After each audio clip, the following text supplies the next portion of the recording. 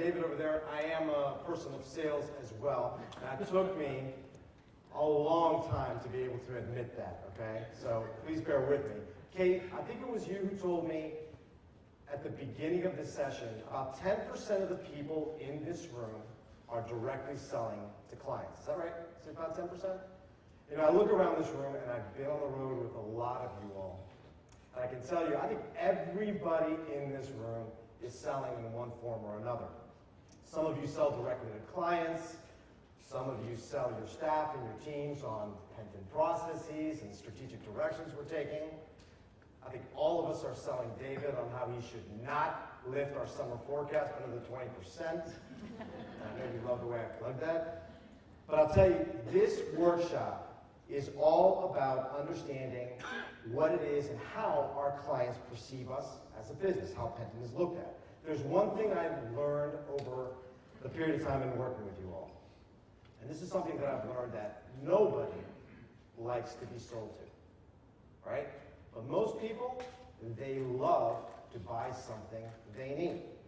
And it's the thing that we have to figure out what makes that happen. The clearer that we can be in explaining our business and how it can help them and what's in it for them will make it easier for us to help them with that buying decision to occur.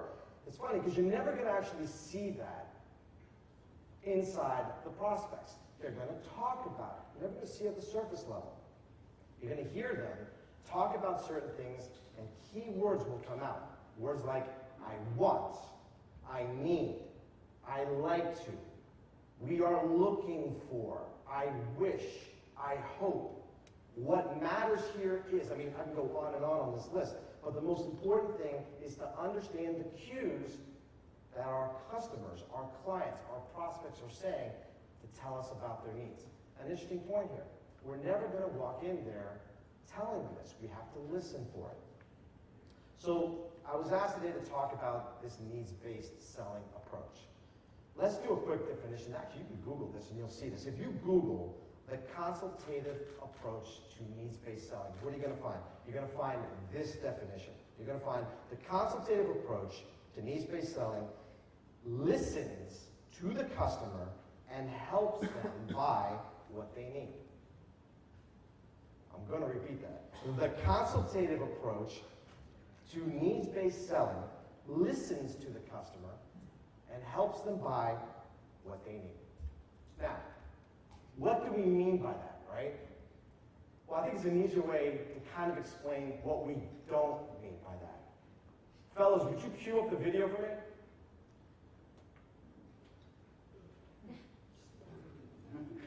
Help me. Help me. Help you. Help me. Help me. Help you.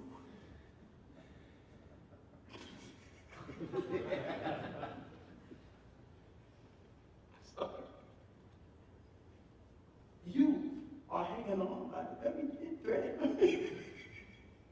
And I get that about you. No contract, God help me, God help me, help everybody. That's my man. Hey, I'm happy to entertain you. Help me, help me.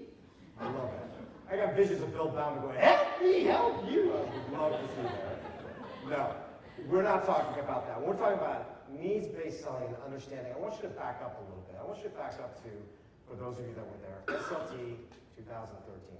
David, you said a sentence in that telling everybody our right to win. Remember that? If you don't, here's some talking points from that speech that you gave. If our service or our businesses cannot improve our current situation or client situation, save time or money, solve a problem or a challenge, fulfill a need or a desire, why would we want to even sell that? Why would somebody want to buy that? So we're paying attention a little bit, right? Back then, that's what we were talking about. It's interesting, I have a chance to go and speak to a lot of agencies. And these are people who look at Penton sometimes as a competitor. It's funny because I walk in there and what I want to do is show them how we're different, how we can help. And I also talk to our clients again about how we're different and how we can help. And there's three things I always want to make clear. One is around industry knowledge, two is around our abilities around content development, and three is about our audience reach. And I can go out there and I can push those 3 things, or I can ask the questions to kind of guide that client into saying, look, I need help around being a much better expert, or I need to reach a broader audience, or I just can't develop all the content that my clients need. And when I start to have an agency client talk that way, the conversation becomes so much easier, because now they don't see us as a threat. They see us as a partner. They see us as a compliment. And it works out so much better. So this is about getting your prospects talking and us listening rather than the reverse. Now, if you look at this, and if you don't do that process right, what ends up happening? We make certain assumptions, right? And those assumptions lead to us probably suggesting certain programs that won't make much of a difference. And honestly, we'll waste a lot of our clients' time because we won't answer their particular needs. So today, what we decided was to have a workshop and demonstrating what could be the right way and the wrong way of doing a needs-based selling approach. So a variety of ways we can do this. We're going to set up a couple of sales scenarios. I think we're doing 3 of them in particular, right? The first one's going to be the wrong way, okay? And yes, it's a little bit exaggerated, but we need to do that so that you can all see the breadth that we can go through and the extent that we can make some mistakes. I'm going to be joined also by a couple of actors, or in this case, actresses, who are going to help me demonstrate the wrong way and the right way of needs-based selling. We're also going to break David's rule right now. I need everybody to turn their phones back on. So please have your phones on the table, because as part of this, we're going to take a couple of quick live polls, and we're going to see people's suggestions to how certain circumstances can go. You'll see this happen in a moment, but you'll be text messaging your responses to these polls, and you'll be seeing them live on the screens. So, I want to invite the seller and, of course, the buyer, but the seller is going to be played by Chrissy Ferraro, who is the pushy, revenue, sales-driven person who will sell you anything. Okay?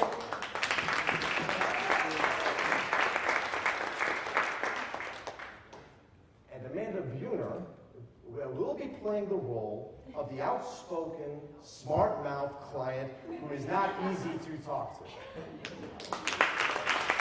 Okay? So, what I want you to know is to understand this scene. What we have here is a seller about to have a meeting with a prospect for the first time. They're going to talk about marketing services. They're going to talk about targeting an SMB audience and learning about the ways that we can help. The seller is going to try to convince the buyer of how that can happen through Penton. Actresses? Hi, Chrissy.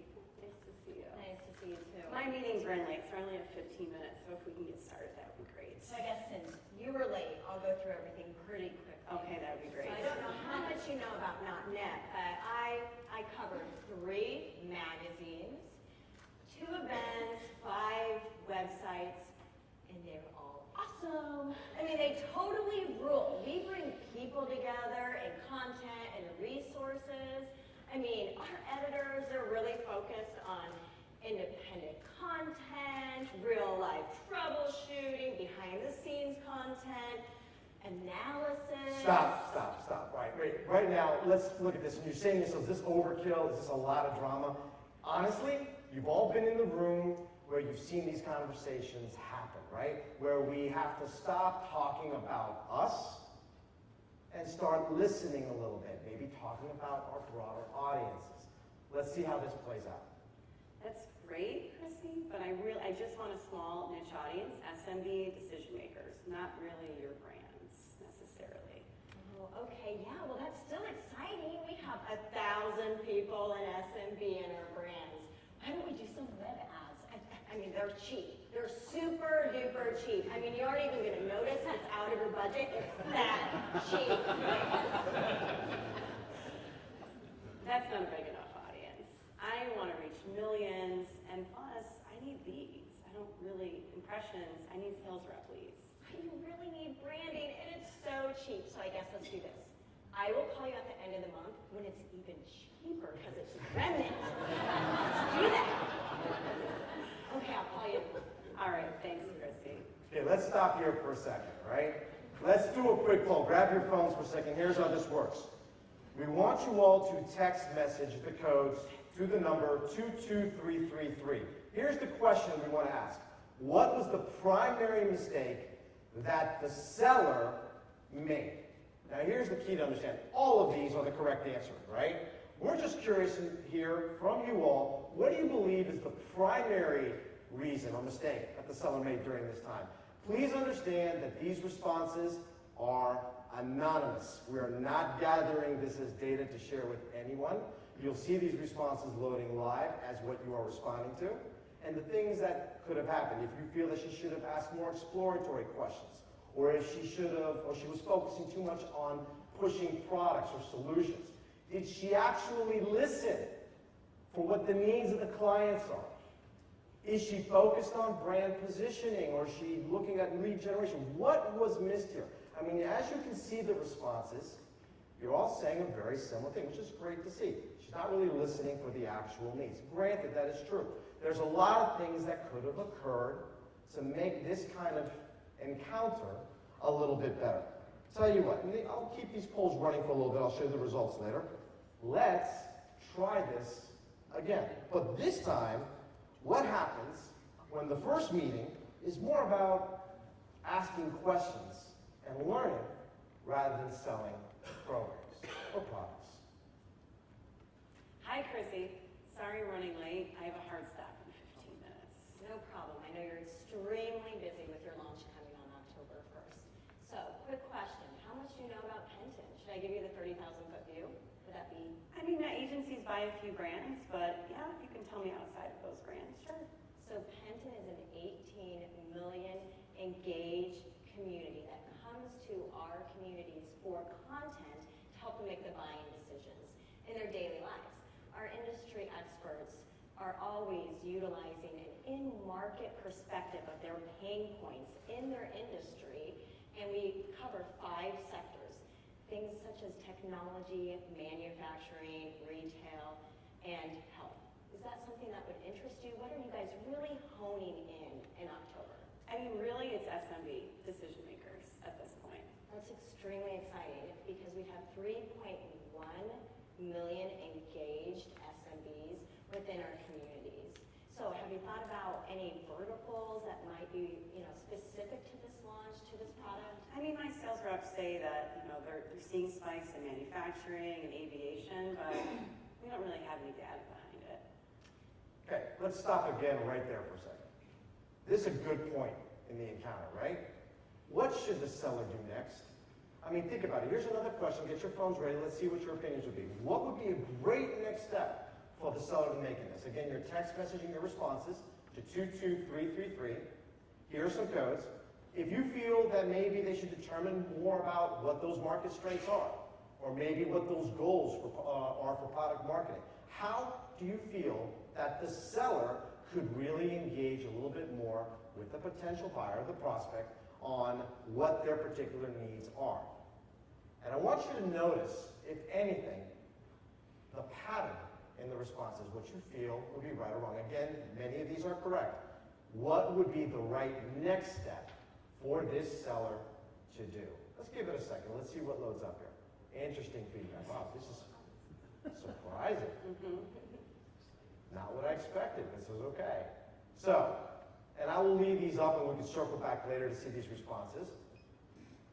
You all want to see how it plays out? Do you all want to see how it plays out? Yes. That's my ego sound. I love it. When you say that you have strength in these markets, what is defining that strength? Who's buying the product? How are you targeting that audience?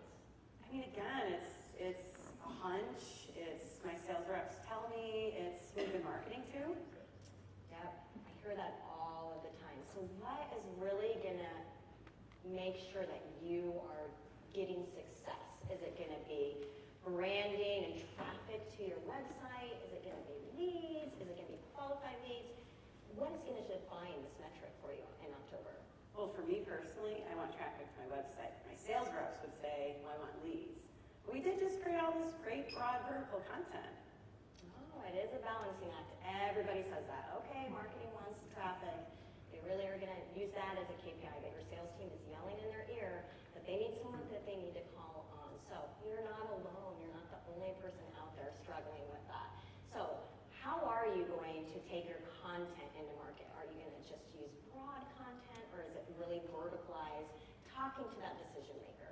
Oh, I thought it was verticalized enough by being broad. I mean, I can't use that to all your verticals? Oh, did I say no? You can definitely use that, but when you're looking at marketing, I mean, you're a marketer, you know, the conversion rates of vertical content going to that decision maker is going to produce way better KPI than just having a generic. But of course you can use the generic, start the conversation, then get deeper. All right, that sounds good, but I don't have the time. I don't have anyone to do that for me. I don't have anything. You're not alone. One last question, because I know we're limited on time. What is your team going to do with these leads? Oh, I have a great inside sales team, and you know, within a few weeks, maybe they'll call on them. So I have faith. In a few weeks, okay. Yeah. So have you thought about qualifying those? I mean, what is, at the end of the day, what's going to define the success? Oh, it's off my back. I don't really care. I mean, if they're probably, I just want the leads, and then I'm going to give it to them. And if they make more revenue, that's great, but I don't really care. We're all in the game. We're all in the game of revenue. Well, thank you. I know that we're right up against the time, and you're very busy with this launch, so I want to be respectful. But thank you so much for your time. Very insightful. I'm going to take this conversation back with my content teams, my marketers, and what do you say about us talking next Tuesday at 2 o'clock to go over some ideas of how we would suggest you launch this product? Maybe, but only a half hour I can give you. Half hour is perfect. I'll set that up in our calendars, and feel free to pass it along to anyone else on your team that needs to be a part of this discussion. Thanks, Chrissy. Thank you. Wow.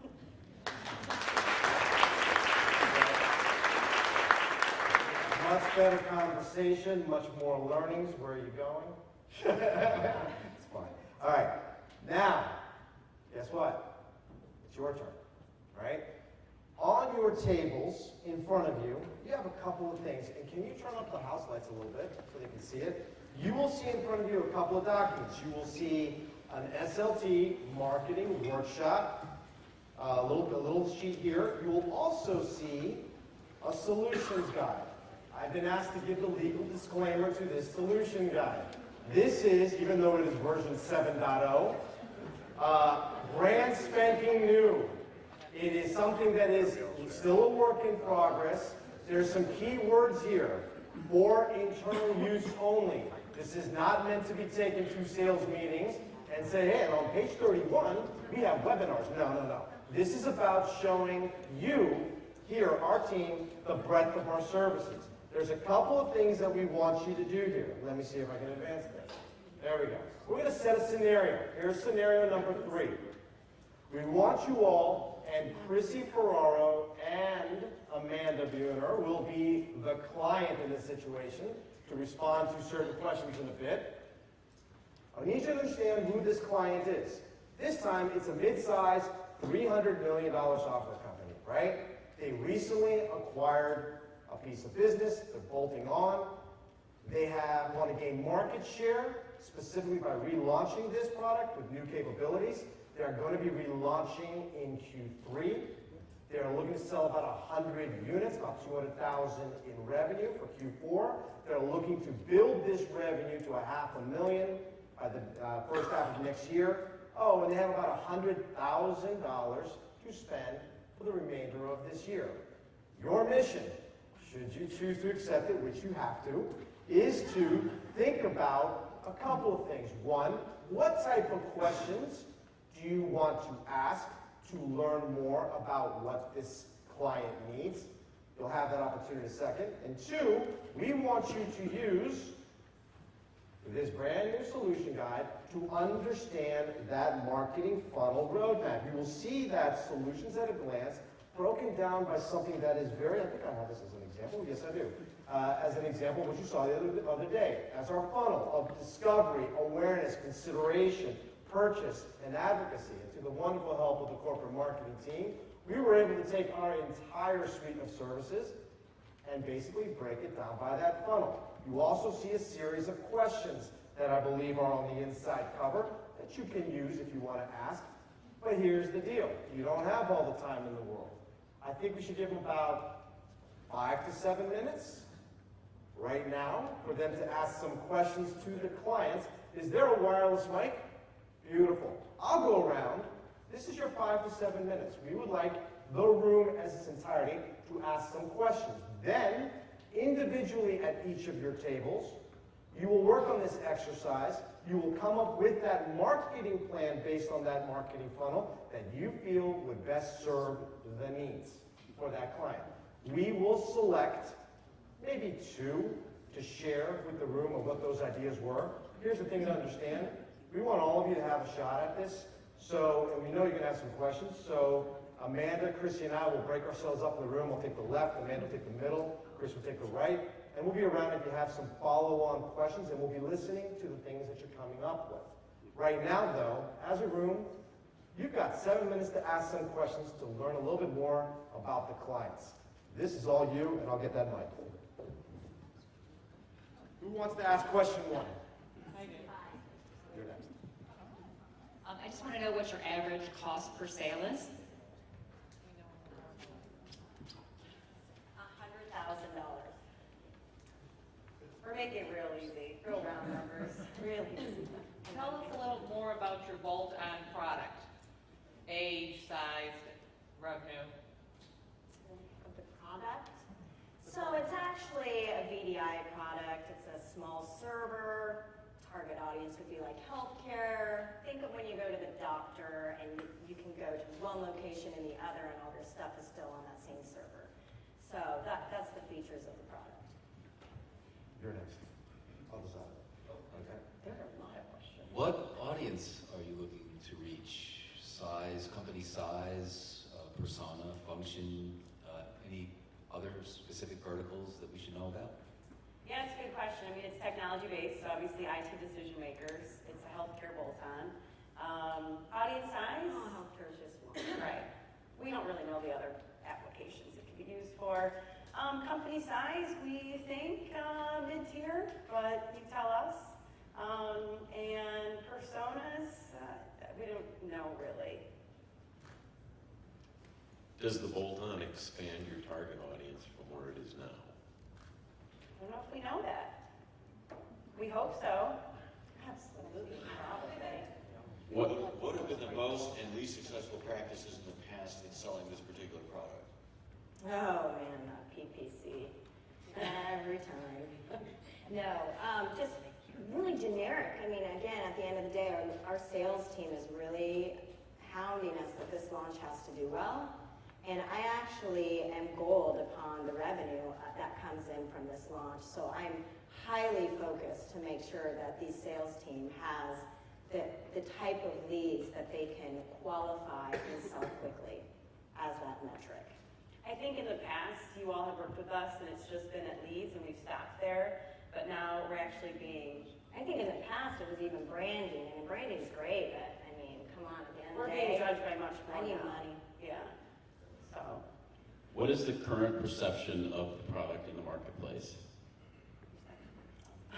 So this is the 3rd generation, so there will be a lot more features, let's just say, that's more competitive or more aligned with our competitors, so we can go straight to battle with them. So we are adding all the bells and whistles that need to be added.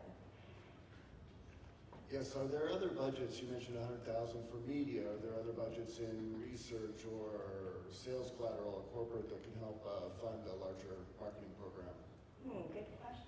I mean, I guess we could talk to our peers if it's good enough. I mean, Chrissy and I are really in charge of, getting in those leads to sales, but possibly. Yeah, I mean, we could talk to Sally, no problem. Yeah. Or Chaz. Sally. I went with Sally. Are you selling direct or through a reseller channel? This initiative, we're gonna keep it direct at this point. If it's direct, is it a face-to-face sale? What's the cycle time? That sort of stuff. I'd say this is only about a 90-day cycle time, and it really, inside sales, we're gonna use, Conway on something like this. Do you have research on how these verticals purchase? We've done some internal focus groups with current clients. And they all think that this is going to rock and kick butt. So, you know, we think that's pretty good. What kind of research have you done to determine that selling direct is going to be the best channel? I mean, our sales team, of course. I mean, they're ready. They've got all their battle cards. They're fired up. We don't need the channels. How do you differentiate your product from the competitors in the market? Good question. You know, we're always feeling like we're playing catch up, but in this situation, I would say that there's a couple features, you know, it's not launched yet, and I don't trust you enough to tell you all those features, but yeah, I mean, they're really gonna make it better than them. And I mean, once we launch, I'm gonna just lay it on you. You're gonna have to figure out how to make those features look really good, but I can't tell you about them right now. What were the drivers for this acquisition? Over here. Oh, there you are. I was like, where is she? What were the drivers for this acquisition, moving from software to hardware? Data or insights? crazy. So we have decided we're going backwards. We're going to sell hardware instead of software, which everyone else is doing software as a service. But the reason being is that, you know, the margins really are so small. We just wanted to jump in there.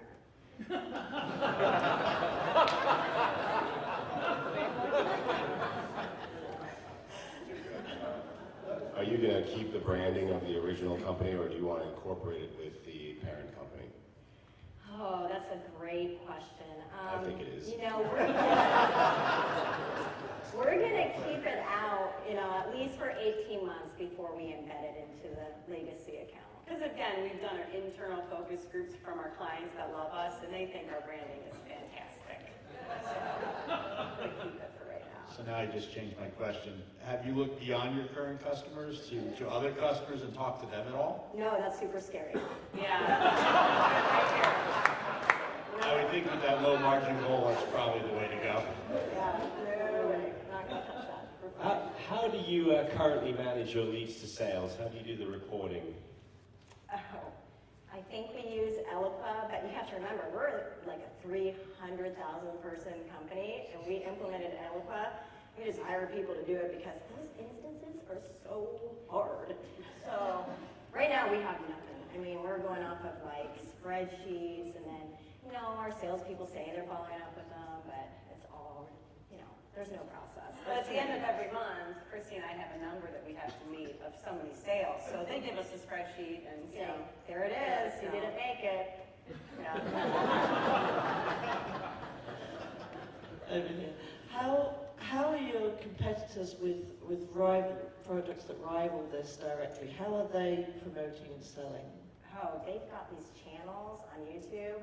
I mean, and they're doing this whiteboard and very engaging. We just can't get it figured out. We don't think our audience would No. like that. I mean, right? Gut feeling here? No, they like to just They be just like behind to- the computer and game. I mean, Yeah. they really don't want to watch videos. They want boring stuff, I think. Boring, yeah. All about guns. I think so. Okay, we're gonna stop right there. That's good questions. A lot of things that we've heard in the past. So here's what we're gonna do. Kate, how much time do we have? 20 exercise and then 10. You got it. So for the next 20 minutes, we're gonna ask everybody to using their solutions guide to fill in their worksheet. Amanda will take the middle, Chrissy will take the right, I'll take the left, and we'll be around listening to the programs that you come up to serve that particular need. And remember that at the top of the worksheet is more than client description.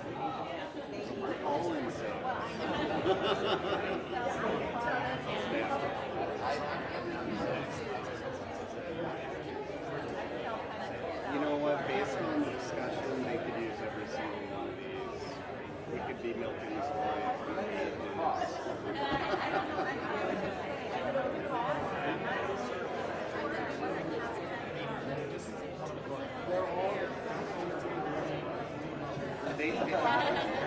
They clearly need a footload of discovery here.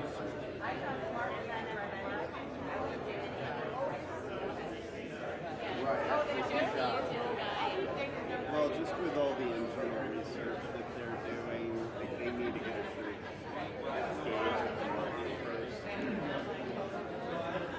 The insight study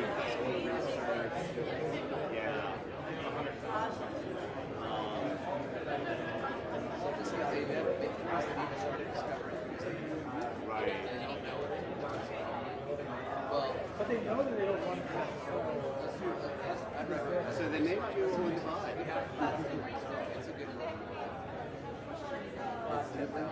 Oh, I'm sorry, I don't see those calls. Okay. All right. And it's important we actually find five. Right. That's what I wanted. What is the shirt?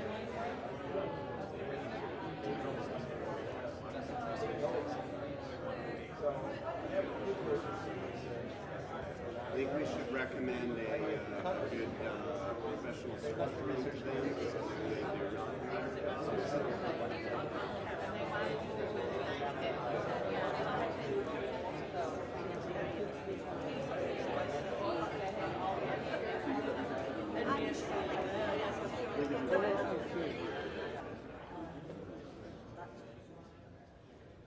Okay. Couple of quick observation points here. I would say table number 3 has come up with the ultimate coupon idea. Go figure that out. All of you have no chance in hell because Anupam is sitting over at table number 5, and he's already figured out not just the profitability, but the margin, the utilization, and everything else. You all know.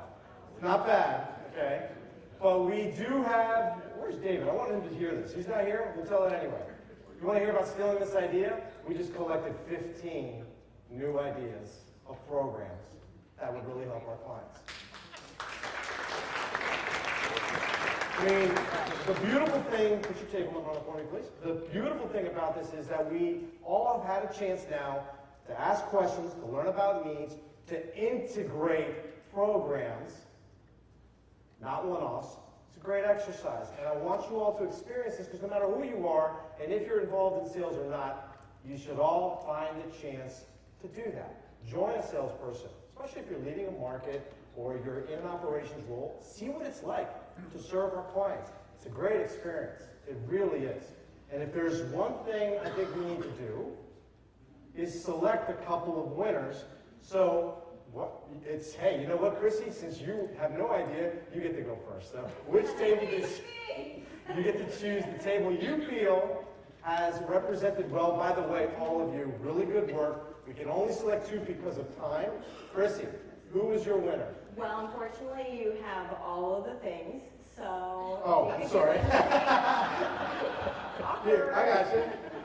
Is this the one you wanted? So Dan will go first. Is that the one you wanted? Yes. Okay, good. All right. Okay, All right. he did. So, table 1. Where is table 1? Right here. You're right here. So, like George said, the great news is we're seeing a lot of similar things. So, you guys get to talk. We get to talk? Does this work? Who's going to talk? Who's going to talk? Never mind.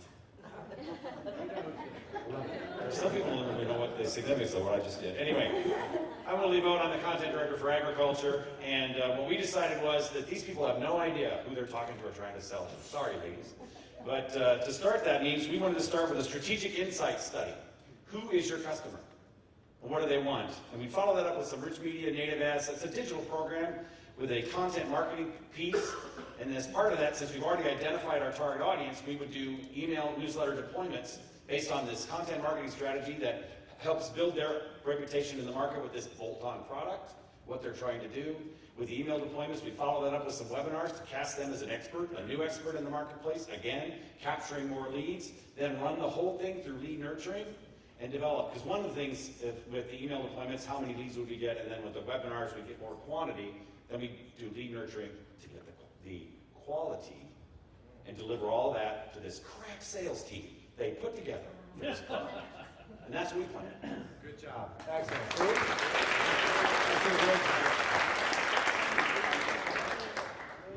All right, if I raise a hand, who at your table stuck at $100,000? Because that was the goal. Raise your hand proud. All right, we've got one table. All right, who was around 150? 150? Do I hear 200? Who went 200,000? Who went 3? 250? 3? Who went higher than 300,000? We did 2 options. We did what you asked for. Uh-huh. And then the option 2 was this partner option. Overachievers. And that was See, I was just going to give it whoever asked the most amount of money, because that's my style, so. Actually, I'm going to have table 16 go. But I will say, you guys, we did this, and it's so exciting. I mean, I've worked with sales reps now for 8 years, and this whole integrated approach of starting with the research and leading into leads and going to lead nurturing, you guys all kicked ass. I mean, you all did this. I mean, I really expected half the tables to have more of just the products. And from everything that we've seen, everyone did it on their own without us kind of nudging them. So table 16, I mean, you guys are all winners in my book, especially the $500,000 people. But table 16, if you want to go over yours, that would be great. One salesperson. So we were very similar to Table 1. We added a few things to that, in that we did want to do a strategic insight study for customer research, but then also look at market research. Another thing we wanted to take into consideration were other people's needs within the company. So are there other stakeholders, other people that we can make sure we got their buy-in? And we wanted to look at whatever their internal resources were, like their CRM system or their lead management within their organization, to see if we could help there. But we definitely looked at our research to feed content into native and newsletters to establish their thought leadership. And then we wanted to create a content channel for them that had all of their native advertising hosted within it. And also the white papers and webinars would be hosted within that channel. And our big driver would be to drive traffic to that custom channel so that we could continue to establish their thought leadership and move people down the lead funnel. And we also wanted to use Smart Reach to do lookalikes back into our main database to match people to the leads that we were generating, to continue a feedback loop into that content channel to get more leads. And then work with our lead lifecycling team to pare whatever leads down. We get down to a very manageable number. We were looking at targeting 20 total leads. Outstanding. Outstanding. Great work. Great work. Okay. The end of the exercise, and let's end it really in this particular way. Look around the room. There's market leaders, there's editors, there's writers, there's marketing services people. Back to the whole matrix of 1 + 1 = 3, right? It does take all of us to kind of put together a program that can really serve and solve a need. Recently, at the beginning, I'd say about February time, I visited the team at INET. And we sat down and we talked about that entire book, and we showed them what were the services, how do they help, where and how do we talk to clients about it. And immediately light bulbs started to go out saying, wow, pre and post event stuff that we could be doing. Just last week, I was at the HP Summit. Where are you, Steve? Thank you, Steve. We had some fun with Chrissy, right? We're in front of all these marketers, and we're talking about like problems that we see. And Chrissy just closed it up saying, here's how we solve some of these problems, right? There's many different ways. And very recently, I was with the aviation team, and we really collected a whole bunch of people as marketers to tell them about ways that they could think of things in a different manner to solve some problems. I can't think of a better way to transition this, Kate, over to Beth Wagner. She's going to come and share with us the last Steal the Idea portion. It's a good one, too, right? So I thank you all for participating in this workshop. More importantly, thank you for 15 new Steal the Ideas. And enjoy this final moment.